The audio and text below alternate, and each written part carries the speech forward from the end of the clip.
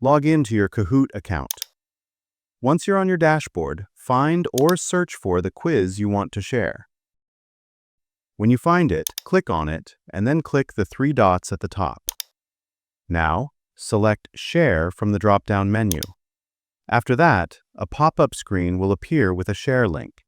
Simply copy the link and send it to your students through email, WhatsApp, or Google Classroom. Anyone with the link can access your quiz.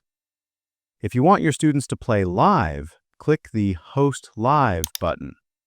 Then select a game mode like Classic or Team Mode and click the Start button. A game pin will appear on the screen. Share that pin with your students so they can join at kahoot.it on their devices. And that's it. You've successfully shared your Kahoot quiz with students. If this video helped you, don't forget to like, subscribe, and hit the bell icon so you never miss out on more simple tutorials. Thanks for watching.